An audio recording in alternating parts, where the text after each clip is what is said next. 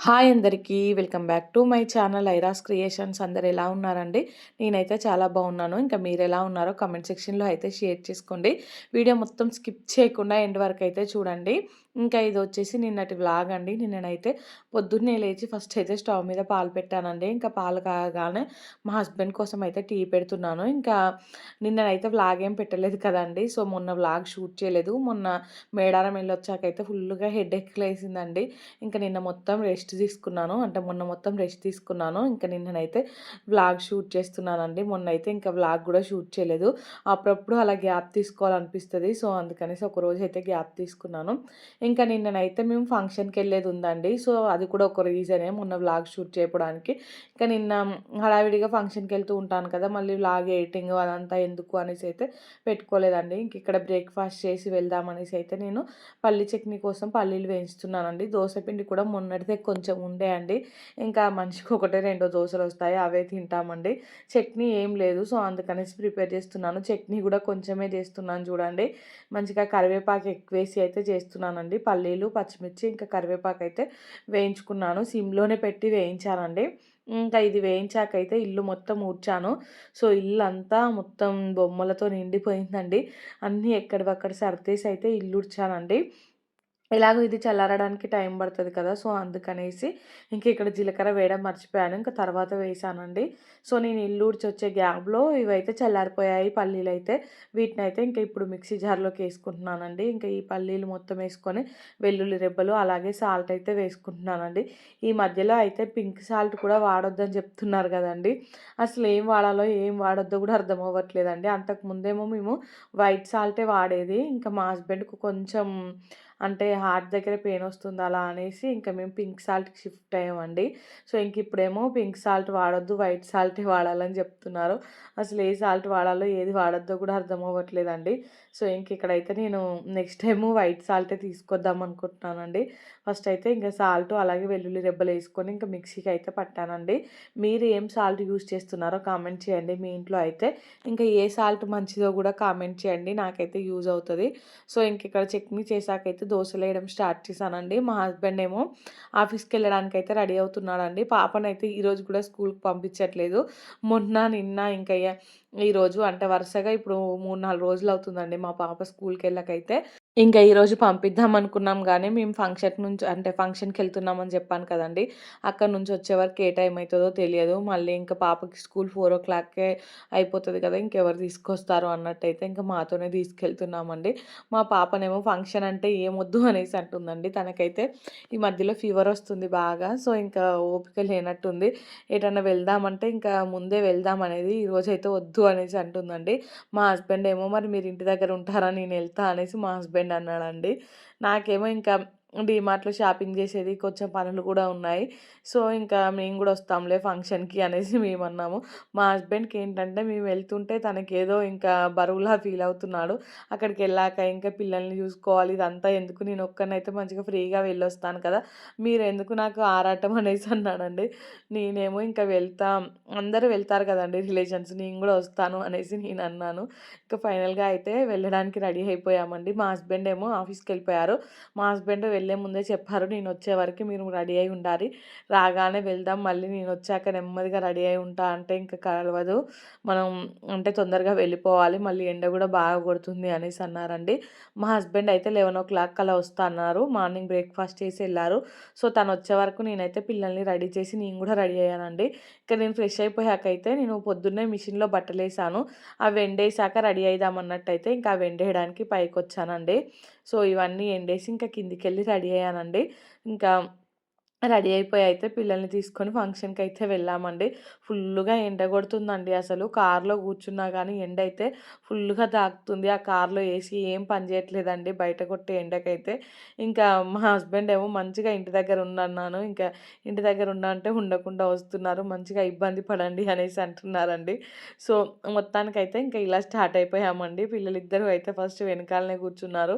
తర్వాత అయితే ఇంకా మా బాబు ముందుకొచ్చాడండి. ఇంకా మా పాప చూడండి ఈరోజు క్యూట్‌గా రెడీ అయింది కదా. సో ఇంక మా హస్బెండ్ అయితే ఆఫీస్‌కెళ్ళే ముందే చెప్పాడు, పాపకి ఈరోజు 2 జుట్లేసి మంచిగా రెడీ చేయమనేసి. సో అందుకనేసి ఇంకా అలానే రెడీ చేశానండి.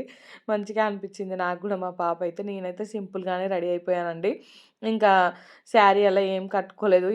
ఇద్దరు పిల్లల్ని హ్యాండిల్ చేసుకుంటూ శారీని హ్యాండిల్ చేయాలంటే నా వల్ల కాదండి. సో, అందుకనేసి సింపుల్‌గా రెడీ అయిపోయాను. గృహప్రవేశమే అండి ఫంక్షన్ కూడా. పెద్దగా అంటే పెళ్లి వేరే ఏదో ఫంక్షన్ కాదు. గృహప్రవేశమే అక్కడ ఏమి ఉండదు కదా! వెళ్ళామా, ఇంకా లంచ్ చేసామా, వచ్చామా అంతే అండి. సో, అందుకనేసి నేనైతే డ్రెస్సే వేసుకున్నానండి. మొత్తానికైతే స్టార్ట్ అయ్యామండి. ఇంకా అక్కడైతే నేను వ్లాగ్ ఏం షూట్ చేయలేదు. మా పిల్లలతోనే సరిపోయిందండి నాకైతే. మెయిన్‌గా మా పాప చాలా మందిని చూసేసరికి ఒకేసారి ఇంకా మొత్తం డల్ అయిపోయిందండి. నా దగ్గర నుంచి అసలు కొంచెం గూడా పక్కకెళ్ళట్లేదు. ఉన్నంతసేపు ఎత్తుకొనే ఉన్నానండి. ఇంకా బాబునేమో మా హస్బెండ్‌కి అప్పచెప్పాను. పాపనేమో నేను చూసుకున్నాను. సో, ఇంకా వ్లాగ్ షూట్ చేయనట్టు అయితే లేదండి అక్కడ. ఇంక అక్కడ ఉన్నవాళ్ళు గూడా ఈరోజు వీడియో తీయవా అనేసి అడుగుతున్నారు. కాకపోతే ఇంక నేను తీద్దామన్నా గానీ మా పాప అయితే తీయనిచ్చేలా లేదండి. సో, అందుకనేసి తీయలేదు. నాకు గూడా కొంచెం మొహమాటం అండి. అందరి ముందు అంటే కెమెరా ఆన్ చేసి వీడియో రికార్డ్ చేయాలంటే కొంచెం మొహమాటం. సో, అందుకనేసి అయితే ఏం షూట్ చేయలేదండి. ఇంకా ఫంక్షన్ దగ్గరికెళ్ళి అక్కడ లంచ్ చేసేసి వచ్చేటప్పుడైతే డీమార్ట్‌లో షాపింగ్ చేసుకొనొచ్చామండి. సో, నేను డీమార్ట్‌కెళ్తున్నానంటేనే మా హస్బెండ్ గుండె అయితే దడదడా అని కొట్టుకుంటుందండి. సో, ఎవరికైనా అంతే కదా! ఇంకా వైఫ్ డీమార్ట్‌లోకెళ్తూ ఉంటే హస్బెండ్‌లు అయితే టెన్షన్ పడుతూ ఉంటారు కదా! వీళ్ళు ఎన్ని కొంటారో, ఎంత బిల్లు చేస్తారో అనేసి. ఇంకా డీమార్ట్‌లోకెళ్ళి మనం ఎంత తక్కువ సామాను కొందాం అనుకున్నా గానీ, అది కొంచెం ఎక్కువగానే అవుతది కదండీ! అక్కడ చూస్తూ ఉంటే ఏదో ఒకటి నచ్చుతది, ఏదో ఒకటి కొనాలనిపిస్తది. సో, అలా అయితే కొంచెం ఎక్కువనే అయితదండి. ఈ మధ్యలో అయితే గ్రోసరీస్ కూడా చాలా రేట్లు పెరిగిపోయాయండి. తీసుకున్న కొంచెం సామానుకైనా గానీ ఫుల్లు డబ్బులవుతున్నాయి. మా హస్బెండ్ అయితే నాకు ముందే చెప్పారు. ఏది అవసరమో అదే తీసుకొని ఫాస్ట్‌గా వచ్చేయాలి. ఎక్కువసేపు అయితే నేనక్కడ ఉండను అనేసి ఫుల్లుగా వార్నింగ్ ఇచ్చి తీసుకెళ్ళాడండి. ఇంక నేను కూడా ఏది అవసరమో అదే తీసుకొని బయటకైతే వచ్చేసాము. కొంచెం తొందరగానే అయిపోయిందండి. ఈ చాపింగ్ బోర్డ్ తీసుకున్నానండి. మా హస్బెండ్ మొన్నటి నుంచి ఆ పీట మీద కట్ చేయకు, ఆ పీట మీద కట్ చేయకు, చాపింగ్ బోర్డ్ తీసుకో అనేసి అంటున్నారండి. ఇంక ఫైనల్‌గా ఈరోజు తీసుకున్నాను. పెద్దగా వచ్చింది కదండీ! చాపింగ్ బోర్డ్ అయితే. దీనికి 300 పడింది కాస్ట్ అయితే. నాకు నచ్చిందండి ఇదైతే. నేను స్టీల్‌ది చూసాను. అంటే ఆన్‌లైన్‌లో చూసాను బావుంది. కాకపోతే ఏంటంటే ఈ చాక్ ఉంటది కదా! అదైతే మనకు షార్ప్ పోతుందటండి. స్టీల్ దాని మీద కట్ చేస్తే. మనకి వుడెన్‌ది అయితేనే బెటర్ అనేసి ఇంక నేను ఇదే తీసుకున్నానండి. దీంట్లో కొంచెం చిన్న సైజ్ కూడా ఉంది. అది 220 రూపీసో ఏమో ఉందండి. కాకపోతే నాకు ఇదే నచ్చిందండి. ఇంకా చపాతీలు చేసుకోవడానికి దేనికైనా కొంచెం పెద్దగా ఉంటేనే బావుంటది కదా! అన్నట్టు ఇంకా ఒక 70 రూపీసే కదండీ తేడా. 70 రూపీస్, 80 రూపీస్ అంతే కదా! అన్నట్టయితే ఇంకా ఆలోచించి పెద్దదే తీసుకున్నానండి. ఇంకా అక్కడే ఒక 5 మినిట్స్ టైం వేస్ట్ చేశాను. చిన్నది బావుంటదా? పెద్దది బావుంటదా? అనేసి ఇంకా ఫైనల్‌గా అయితే ఈ పెద్ద చాపింగ్ బోర్డే తీసుకొచ్చానండి. దీనికేంటంటే స్టీల్‌ది ఇట్లా పట్టుకునేదొచ్చింది కదండీ హ్యాండిలు. దానివల్ల గూడా కొంచెం ప్రైస్ ఎక్కువ పడింది. అంతకు ముందుది మాదైతే ఫంగస్ వచ్చినట్టు అయిందండి. దానివల్ల అంత పెద్దగా నచ్చట్లేదది. సో, అది పక్కకు పెట్టేసి ఇంక ఇది తీసుకొచ్చాను.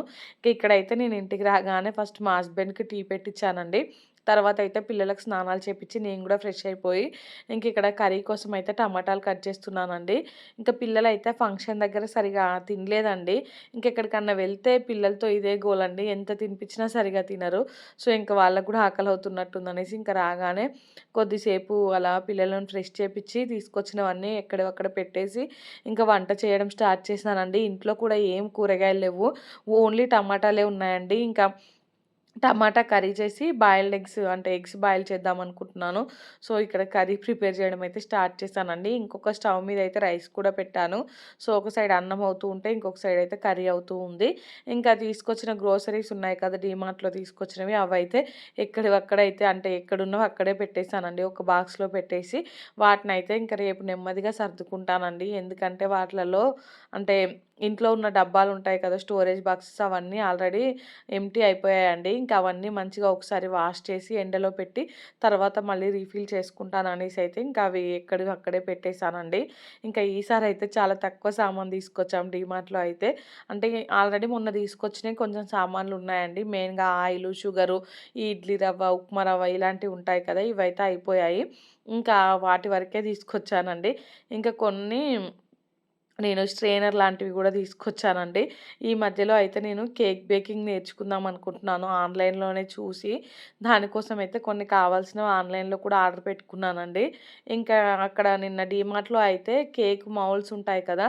చేసేవి అవి చూసాను తీసుకొద్దామనేసి. కాకపోతే నాకెందుకులే అనేసి అనిపించిందండి. మామూలుగా ఇంట్లో ఉన్న స్టీల్ గిన్నెలలో గూడా చేయొచ్చు కదా! మళ్ళీ వీటిని కొనడం అవసరమా అని సైలెంట్‌గా వచ్చేసానండి. ఇంకా మీకు చూపిస్తానండి కేక్ బేకింగ్ వీడియోలు కూడా. దానికి కావాల్సిన మైదా, ఇంకా బేకింగ్ పౌడర్ అవి ఉంటాయి కదా! అవన్నీ అయితే తీసుకొచ్చుకున్నానండి. ఇంకా విప్పింగ్ క్రీమ్ కోసం ట్రై చేశాను కానీ డీమార్ట్‌లో అయితే ఎక్కడ కనిపించలేదండి నాకైతే. అవి సెపరేటు బేకరీకి సంబంధించిన దాంట్లో ఉంటాయి కావచ్చు. వాటి కోసం ఎంత ట్రై చేసినా దొరకలేదు. ఆన్‌లైన్‌లో కూడా ఇంకా విప్పింగ్ క్రీమ్ అయితే దొరకదు కదండీ! పౌడర్ అయితే దొరుకుతది. ఇంకా ఈ మధ్యలో ఎక్కడైనా ట్రై చేయాలండి విప్పింగ్ క్రీమ్ కోసం అయితే. ఇంకా మా మ్యారేజ్ డే అయితే దగ్గరకొచ్చింది. దానికోసం ఇంక నేనే ఇంట్లో కేక్ ప్రిపేర్ చేద్దామనుకుంటున్నానండి. చూడాలి ఇంకెంతవరకు జేస్తానో. సో, ఇక్కడైతే నేను ఒక ఎగ్ ఏమో దీంట్లో టమాటాలలో కొట్టానండి. మిగిలినవేమో ఉడకబెట్టేసాను. మా పాప గురించి చెప్పాను కదండీ! తను బాయిల్డ్ ఎగ్ తినదని. సో, అందుకనేసి తన కోసమయితే ఒక ఎగ్ అందులో టమాటా కర్రీలో పోసానండి. సో, ఇక్కడ మిగతా ఎగ్స్ అయితే ఇంక బాయిల్ చేస్తున్నాను. మొన్న ఒకరైతే కామెంట్ చేశారండి. ఎగ్స్ స్టీల్ గిన్నెలో ఉడకబెట్టమనేసి. సో, అప్పటినుంచయితే ఇంక నేను స్టీల్ దాంట్లోనే ఉడకబెడుతున్నానండి. ఇక్కడ ఎగ్స్ అయితే ఉడికిపోయాయండి. ఉడికిపోగానే కర్రీలో అయితే ఇట్లా ఎగ్స్‌కి ఘాట్లు పెట్టి వేస్తున్నానండి. ఘాట్లు పెట్టడం వల్ల ఏంటంటే దాంట్లో ఉండే ఆయిల్ ఉంటది కదా! కర్రీలో ఉండే ఆయిల్ లాంటిది. ఇంకా ఉప్పు, కారం అవి ఎగ్స్‌లోకి పోయి ఎగ్ తినేటప్పుడు అయితే టేస్టీగా ఉంటది. సో, అందుకనేసి అయితే అలా ఘాట్లు పెట్టానండి. టమాటా కర్రీ అయితే చాలా బా వచ్చిందండి టేస్ట్ అయితే. చాలా రోజుల తర్వాత ఇట్లా ఓన్లీ టమాటా కర్రీ చేయడం అయితే ఎంత బా అనిపించిందో. ఇంకా పిల్లలు కూడా మంచిగా తిన్నారండి. ఇంకా పిల్లలకి డిన్నర్ తినిపించేసి నేను కూడా తినేసి పిల్లల్నయితే పడుకోబెట్టానండి. ఇల్లయితే ఇంకా ఆగమాగంగా ఉందండి. సో, ఒక్కసారి ఆ ఇల్లు చూడగానే వామ్మో! ఈ పనంతా ఎప్పుడు అయిపోతదా అనిపిచ్చింది. కాకపోతే ఒకదాని వెనుక ఒకటి చేసుకుంటూ వస్తే తొందరగానే కంప్లీట్ అయిపోయాయండి. ఫస్ట్ అయితే ఇంకా సామాను తీసుకొచ్చి ఇక్కడ మామూలుగా సెల్ఫ్‌లో అయితే పెట్టానండి. బుట్టలో పెట్టాము కార్‌లో నుంచి తీసుకొచ్చి అదైతే తెచ్చి సెల్ఫ్‌లో పెట్టాను. మొన్న సమ్మక్కకెళ్ళాం కదా! అక్కడ మా బాబు ఎత్తు బంగారం జోకిచ్చాం కదండీ! ఆ బెల్లం కూడా నార్మల్‌గా హాల్‌లోనే ఉండే. ఇంకా అది కూడా పిల్లలు ఊరికనే తీస్తున్నారనేసి ఇంకా టీపాయ్ మీదే పెట్టేసానండి. ఇక్కడ హాల్ చూడండి ఎలా ఉందో. ఈ సోఫాలు హాల్ అంటే ఈ సోఫాలు కూడా నీట్‌గా అయితే మొత్తం దులిపేసానండి. వాటి మీద ఉన్న సామాన్లు తీసేసి, బట్టలైతే 2 రోజుల బట్టలున్నాయండి మడతబెట్టేటివైతే. మొన్న మడతబెట్టలేదు. నిన్న అటే ఎళ్ళాం కదా! సో, నిన్న కూడా మడతబెట్టలేదండి. ఫుల్లుగా బట్టలైపోయాయి. ఇప్పుడైతే ఈ బట్టలన్నీ కూడా మడతబెట్టాలండి. ఫస్ట్ అయితే బోలు తోముదాం అనుకుంటున్నాను. మార్నింగ్ బ్రేక్‌ఫాస్ట్ చేసిన బోళ్ళు, ఇప్పుడు డిన్నర్ చేసిన బోళ్ళండి. పొద్దున బ్రేక్‌ఫాస్ట్ చేశాకైతే తోమేంత టైం లేదు. రెడీ అయ్యి వెళ్ళిపోయాము. సో, అందుకనేసి ఇప్పుడు తోముతున్నానండి ఆ బోళ్ళన్నీ అయితే. ఫస్ట్ అయితే ఈ బోళ్ళన్నీ తోమానండి. తోమాక బట్టలు మడత పెట్టానండి. చూసారు కదా ఎన్ని బోళ్ళున్నాయో. ఇవి బోళ్ళువన్నీ తోమడానికి ఒక 15, 20 మినిట్స్ టైం పట్టిందండి. రేపైతే పాపను స్కూలుకి పంపిద్దాం అనుకుంటున్నాను. అంటే ఈరోజైతే పంపించేసానండి. సో, దానికోసమని నైటే పనులన్నీ జేసుకుంటున్నాను. మళ్ళీ రేపు పొద్దున హడావిడి అయిపోతది కదా! సో, అందుకనేసి మా పాప అయితే స్కూలుకెళ్ళక 4 డేస్ అవుతుందండి. వరుసగా 4 డేస్ తప్పిచ్చింది. ఈ ఒక్కరోజు సాటర్‌డే రోజు పంపించాననుకో అంటే సండే రోజు గ్యాపొస్తది. మళ్ళీ మండే నుంచి రెగ్యులర్‌గా వెళ్తది అన్నట్టయితే ఈరోజు పంపిద్దామనేసి నిన్న ఈ పనులన్నీ కంప్లీట్ చేసుకుంటున్నానండి. 4 డేస్ గ్యాప్ వచ్చేసరికి మా పాపకైతే స్కూల్ అంటే ఏడుపే వస్తుందండి. సో, పిల్లలు ఎవరికైనా అంతే కదా! ఈ గ్యాప్ కూడా తన హెల్త్ బాలేదు. మళ్ళీ 2 రోజులేమో మేము ఒకరోజు సమ్మక్కకెళ్ళాము. నిన్ననేమో ఫంక్షను. దానివల్ల మా వల్ల 2 రోజులు, తన వల్ల 2 రోజులు మొత్తానికైతే 4 రోజులు తప్పిచ్చిందండి మా పాపైతే. వీళ్ళు ఇంటికాడ ఉండడమేమో గానీ నాకైతే అంటే హెడేక్ లేస్తుందండి. ఇద్దరు పిల్లలు ఒకటే కొట్టుకోవడం అండి. ఎంత చెప్పినా గానీ వినట్లేదు. సో, మొన్న నేను వ్లాగ్ గూడా షూట్ చేయకపోవడానికి మెయిన్ రీజన్ అదే అండి. థర్స్‌డే రోజు.